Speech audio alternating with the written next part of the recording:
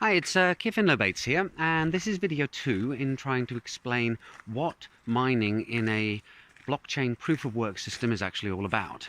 Now, in the previous video, to recap, I introduced the concept of a function, which is basically a machine that takes an input and gives you an output. And I introduced the idea of a hash function, which is a function that performs an indexing service. It takes any kind of length of input and gives you a fixed length output. And I discussed a rather poor hash function, namely taking the title of a book and returning the first 32 characters.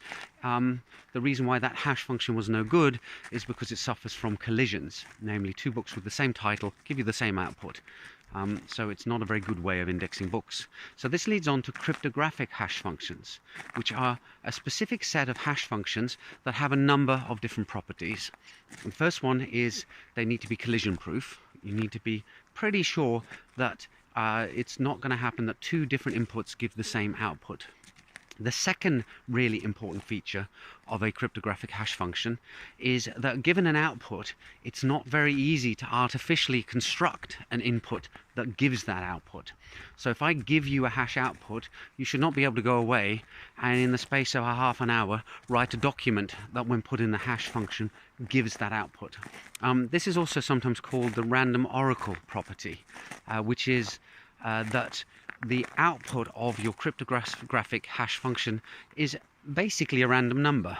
If you pick some input at random, you pick a random PDF of a book and you put it in, you have no way of knowing what the output is going to be until you actually crank the handle of the hash function and get the output. Another way of looking at this is that they're not reversible. You can't reverse engineer from a hash output to an input that produces it.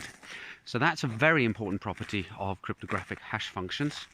And the third and final property they have to have is that they need to be relatively computationally intensive. That means that it should take a bit of computing effort in order to run the hash function.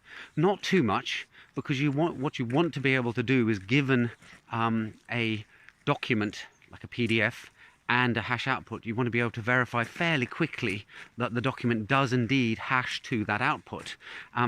But by making it a little bit computationally intensive, you can stop brute force attacks. With that, what I mean is you can stop people from just randomly trying lots and lots and lots of different PDFs until eventually they find one that gives a specific hash output.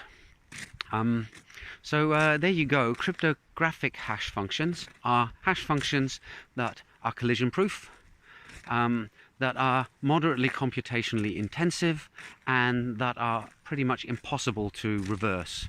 And actually, I think John Oliver gave an example of sort of a real-world analogy of how you want something that is difficult to reverse. And he was talking about the process of turning chickens into chicken nuggets, in that the fast food industry finds it fairly easy to convert these animals into food, but taking a chicken nugget and turning it back into a chicken is pretty much impossible. So there you go. Now hopefully you have an understanding of cryptographic hash functions, and in the next video we can finally move on to looking at what proof of work is actually doing. Thank you for listening, and see you in the next video, hopefully.